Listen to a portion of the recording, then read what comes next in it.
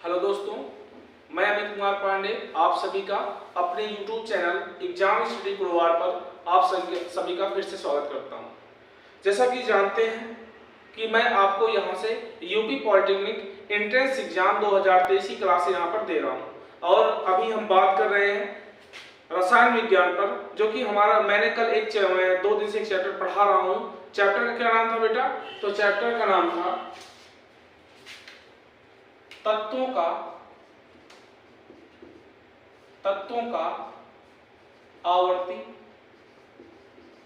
का आवर्ती वर्गीकरण।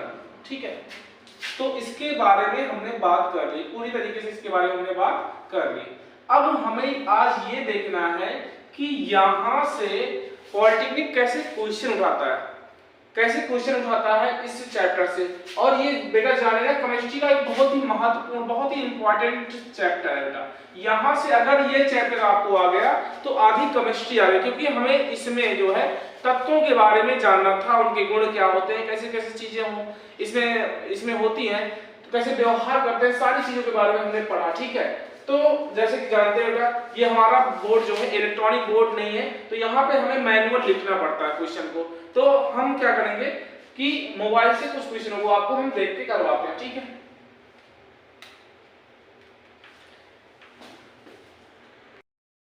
हमने जैसे कहा कि आज हम लोग मल्टीपल चॉइस क्वेश्चन करने वाले हैं, तो इसी कड़ी में हम देखते हैं पहला क्वेश्चन। ठीक है, मेंडलीव की आवर्त सारणी में आवर्तों की संख्या। मेंडलीव की आवर्त सारणी में आवर्तों की संख्या पूछ रहा है। तो बेटा आज जो हमारी आधुनिक आवर्त सारणी में जितनी आवर्तों की संख्या है, ठीक है 7, वही मेंडलीव की आवर्त सारणी में भी था। मतलब मेंडलीव की आवर्त सारणी में कितने आवर्त थे भाई? 7 आवर्त थे। ठीक है, और आगे बेटा बार बार बता रहा हूं बेटा कि जो आज आधुनिक आवर्त सारणी है, अगर उसमें तुमसे पूछा जाए कितने आवर्त हैं, तो बेटा इसमें भी 7 हैं। और अगर समूहों की संख्या पूछी जाएगी तो बेटा कितनी है? 18। अगर आधुनिक आवर्त सारणी की बात करता है कि उसमें कितने आवर्त और कितने समूह हैं, तो बेटा 7 और 18। ठीक है, अब यहाँ पे एक क्वेश्चन आया है कि नाइट्रोजन का परमाणु क्रमांक 7 है, इसकी हाइड्रोजन के सापेक्ष संयोजकता क्या होगी? हाइड्रोजन के सापेक्ष इसकी संयोजकता क्या होगी? तो बेटा एक बात ध्यान से समझना कि किसी भी तत्व की संयोजकता निकालने के लिए हमें परमाणु क्रमांक याद होना चाहिए। यहाँ पे तो परमाणु क्रमांक दे रखा है। उसके बाद हमें इलेक्ट्रॉनिक विन्यास आना चाहिए। ठीक है, क्या आना चाहिए? इलेक्ट्रॉनिक विन्यास। भाई अगर मैं 7 का इलेक्ट्रॉनिक विन्यास करूं, अगर 7 का इलेक्ट्रॉनिक विन्यास करूं, क्या होगा? 2,5। और अगर किसी तत्व के आयतन कोश में अगर 5 इलेक्ट्रॉन आता है, तो हम क्या करते हैं? संयोजकता कैसे बताते हैं? संयोजकता हम 8 से घटा के बताते हैं। तो इसकी संयोजकता कितनी हो जाएगी? 3 हो जाएगी। तो भाई और हाइड्रोजन कितनी होती है? अगर यहाँ पे आप हाइड्रोजन का चेक करें तो हाइड्रोजन परमाणु क्रमांक कितना होता है? 1। तो इसका जो इलेक्ट्रॉनिक विन्यास होगा वो कितना होगा? 1 होगा। तो बेटा यहाँ पे इसकी संयोजकता कितनी है? 1 हाइड्रोजन की, और नाइट्रोजन कितनी है? 3 है। तो बेटा यहाँ पर कितना हो जाएगा इसका आंसर? हाइड्रोजन के सापेक्ष, यहाँ पे नाइट्रोजन सापेक्ष हाइड्रोजन संख्या कितनी हो जाएगी? यहाँ पे 3 हो जाएगी। ठीक है, अगला अष्टक नियम प्रतिपादित करने वाले वैज्ञानिक का नाम है। अष्टक नियम प्रतिपादित करने वाले वैज्ञानिक का नाम है। तो बेटा ध्यान समझना, डाबे रायनर, यहाँ पे एक ऑप्शन दिया बेटा डाबे रायनर। तो बेटा हमने आपको जैसे बताया था कि जो डाबे रायनर है, डाबे रायनर ने क्या किया था? डाबे रायनर ने त्रिक नियम का सिद्धांत दिया था। किस नियम का सिद्धांत दिया था? त्रिक नियम का सिद्धांत दिया था। तो अब मैं पूछूं कि अष्टक नियम का सिद्धांत किसने दिया था? तो अष्टक नियम का सिद्धांत किसने दिया था बेटा? न्यूलैंड ने दिया था। ठीक है, न्यूलैंड ने। इन्होंने ये भी बताया था, कभी कभी पूछता है कि न्यूलैंड का नियम कहां तक फॉलो हुआ? तो केवल कैल्शियम तक लागू हुआ था बस। ठीक है, अब यहाँ पे एक अगला क्वेश्चन है हमारा कि किसी आवर्त में बाएं से दाएं बढ़ने पर तत्वों के किन गुणों में परिवर्तन होता है? क्वेश्चन पूछ रहा है कि तत्वों के किन गुणों में परिवर्तन होता है। ठीक है, अब यहाँ पे देखिए पहला बेटा हम जा कहाँ रहे हैं? बाएं से दाएं जा रहे हैं, बाएं से दाएं जा रहे हैं। तो हमने आपको बताया कि यहाँ पे बाएं में धातुएं हैं और इधर क्या है? अधातुएं हैं। तो पहला बोल रहा है कि धन विद्युतीय प्रकृति बढ़ती है।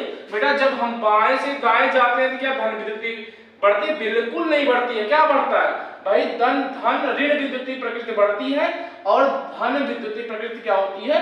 कम होती है। तो पहला हमारा ऑप्शन क्या हो जाएगा? गलत हो जाएगा। धात्विकता बढ़ती है। अगर भाई धन विद्युतीय प्रकृति नहीं बढ़ेगी तो धात्विकता भी तो नहीं बढ़ सकती है, सिंपल सी बात है। तो ये भी हमारा ऑप्शन क्या हो जाएगा? गलत होगा। अगला, आयनिक त्रिज्या क्या होती है? बढ़ती है। फिर मैंने बेटा आपको बताया था कि जब हम बाएं से दाएं जाते हैं तो परमाणु क्या होता है? संकुचित होता है। और संकुचित होता है तो परमाणु त्रिज्या या आयनिक त्रिज्या क्या होती है? कम होती है। इधर परमाणु बड़ा होता है तो इसकी आयनिक या परमाणु त्रिज्या क्या होती है? बड़ी होती है। तो यहाँ पे हमारा ये भी ऑप्शन क्या हो गया? गलत। देखो अगला है डी ऑप्शन हमारा है, तत्वों के ऑक्साइडों की क्षारीय प्रकृति क्या होती है? घटती है। क्या होती है बेटा? घटती है। तो मैंने भी कल बताया था बेटा यहाँ पे कि जब हम बाएं से दाएं जाते हैं, आवर्त सारणी में जब हम बाएं से दाएं जाते हैं तो कौन सी प्रकृति घटती है बेटा? क्षारीय प्रकृति। क्षारीय प्रकृति घटती है, क्या होती है? कम होती है। और क्या बढ़ती है बेटा? अम्लीय प्रकृति क्या होती है? बढ़ती है। अम्लीय प्रकृति क्या होती है? यहाँ पे बढ़ती है। तो यहाँ पे ऑप्शन क्या दे रहा है कि जब हम आवर्त सारणी में बाएं से दाएं जाते हैं तत्वों के ऑक्साइडों की क्षारीय प्रकृति क्या होती है?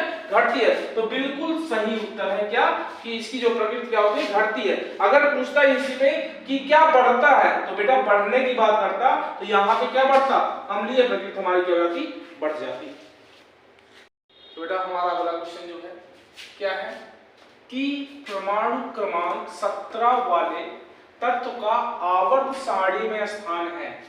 ठीक है, तीसरे आवर्त में है, यहाँ पे चौथे आवर्त में है, पांचवें आवर्त में है, छठे आवर्त में है।